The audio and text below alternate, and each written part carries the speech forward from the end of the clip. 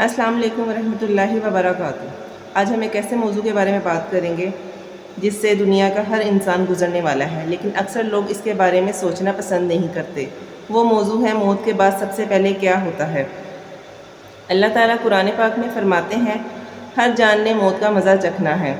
اس آیت سے معلوم ہوتا ہے کہ موت ہر انسان کے لیے یقینی ہے۔ سوال یہ ہے کہ اس کے بعد کیا ہوتا ہے۔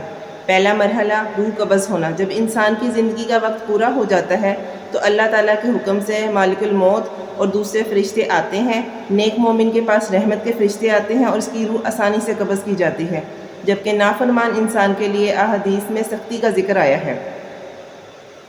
دوسرا مرحلہ روح کا آسمان کی طرف جانا۔ صحیح احادیث میں آیا ہے کہ نیک انسان کی روح کو عزت کے ساتھ اوپر لے جایا جاتا ہے، جہاں اس کا اچھے الفاظ میں ذکر ہوتا ہے۔ پھر اللہ تعالیٰ کے حکم سے روح کو دوبارہ زمین کی طرف لوٹا دیا جاتا ہے، کیونکہ انسان کو قبر ہی میں دفن کیا جاتا ہے۔ تیسرا مرحلہ تدفین۔ جب لوگ جنازہ پڑھ کر میت کو قبر میں رکھتے ہیں، واپس جانے لگتے ہیں تو ایک نئی زندگی شروع ہوتی ہے جسے برزخ کہتے ہیں۔ چوتھا مرحلہ منکر اور نکیر کے سوالات۔ صحیح حدیث کے مطابق دو فرشتے آتے ہیں جنہیں منکر اور نکیر کہا جاتا ہے۔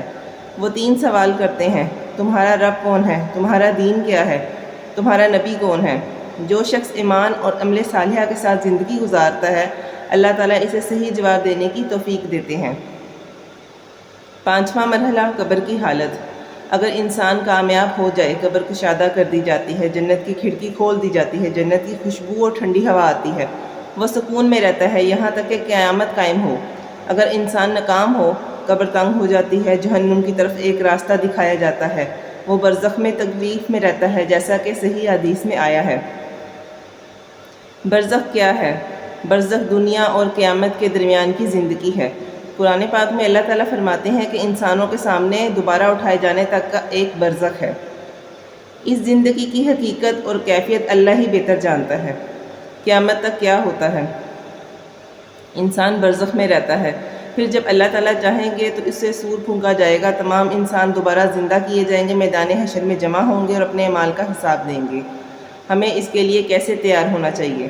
5 وقت کی نماز کی پابندی کریں، قرآن کی تلاوت کریں، اس پر عمل کریں، گناہوں سے سچی توبہ کریں، والدین اور لوگوں کے حقوق ادا کریں، حلال رزق کمائیں، صدقہ، استغفار اور نیک اعمال کو اپنی عادت بنائیں۔ دوستوں، موت سے کوئی نہیں بچ سکتا، لیکن ایک کامیاب انسان وہ ہے جو اس کی تیاری کر لے۔ اللہ تعالیٰ ہمیں اپنے ایمان پر زندگی اور ایمان پر موت عطا فرمائے، ہماری قبروں کو جنت کے باغوں میں سے ایک باغ بنائے اور ہمیں قیامت کے دن اپنی رحمت نصیب فرمائے، آمین۔ اے اللہ، ہمارے گناہوں کو معاف فرما، ہم پر رحم فرما، ہمیں ہدایت دے، ہمیں عافیت عطا فرما اور ہمیں حلال و پاکیزہ رزق عطا فرما۔ اے اللہ، ہمارا خاتمہ ایمان پر فرما، ہمیں ایمان پر ثابت قدم رکھ، ہماری قبر کو جنت کے باغوں میں سے ایک باغ بنا، اسے جہنم کے گڑھوں میں سے ایک گڑھا نہ بنا، اور ہماری آخری بات، ہمیں مرتے وقت لا الہ الا اللہ محمد رسول اللہ نصیب فرما، آمین یا رب العالمین۔